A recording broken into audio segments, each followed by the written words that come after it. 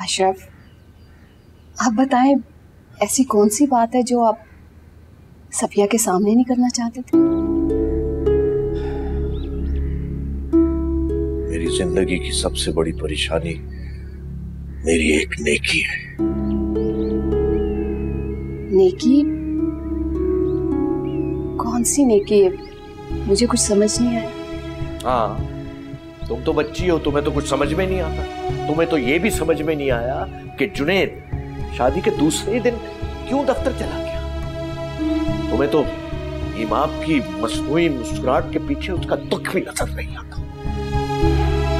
मुझे समझ आया था, इमाम से मैंने मुकम्मल पूछ-पूछ की। आप जो समझ रहे हैं ऐसा कुछ भी नहीं है। इमाम अपने घर में खुश है और जुनैद का ऑफिस जाना हकीकी मजबूरी थी उसकी। यही तो सबसे बड़ा दुख है कि इमाम अपने दुख हमसे बांटती नहीं है। अशरफ, आप परेशान ना हो, जैसा आप समझ रहे हैं ऐसी बात नहीं है। पता नहीं किन खदशात ने आपको घेर रखा है, कौन सी गलतफहमियों में आप मुब्तला हैं, और ऐसी कौन सी नेकी आपने की है जो खामखा आपको परेशान कर रही है। तुम्हारी बहन को आज उसको जवान किया, पढ़ाया लिखाया, यही एक नेकी है जो मेरे गले में फंदा बनकर फंसी हुई है। अशरफ, अब मेरी बहन ने फिर क्या कर दिया? नूर का फोन आया था, हिचकियां लेके रो रही थी, वो बात नहीं की जा रही थी उससे ठीक तरीके से। ऐसा क्या हो गया उसके साथ? इमाम को एक तोहफा दिया था। हाँ, दिया था। तुम्हारी बहन के कहने पर उसने वो वापस भी किया। अशरफ, वो 14-15 लाख का सोने का सेट था और इमाम ने अतिया के कहने पे वापस नहीं किया। आप हर बात अतिया पर क्यों डाल देते हैं?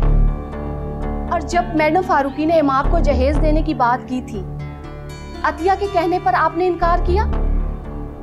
बताएं ना मुझे। और इमाम भी आपकी ही बेटी है, वो नूर का एहसान नहीं लेना चाहती थी, इसलिए इतना कीमती गिफ्ट उसने नहीं रखा। खैर, तुम्हारी बहन ने एक और नया ड्रामा रचाया है। अरसम दफ्तर जाना चाहता था, मगर तुम्हारी बहन अरसम और नूर को बिजनेस और घर से दूर रखना चाहती है। उसने ड्रामा रचाया, बेहोश हो गई और फिर बेगम साहिबा और साइम उसे अस्पताल ले गए। अरसम का सारा काम चौपट हो गया। या अल्लाह, अतिया बेहोश हो गई थी और अशरफ आप मुझे अब बता रहे? या अल्लाह, मैं उससे फोन करके उसकी तबीयत का पूछूं? हाँ, जाओ जल्दी से उसको फोन करो। तुम्हारी बहन उस खैर पर कब्जा कर नूर को नौकरानी बनाकर रखना चाह रही है और उसकी यह अहमकाना ख्वाहिश अपने साथ साथ नूर को भी उस घर से निकलवाएगी।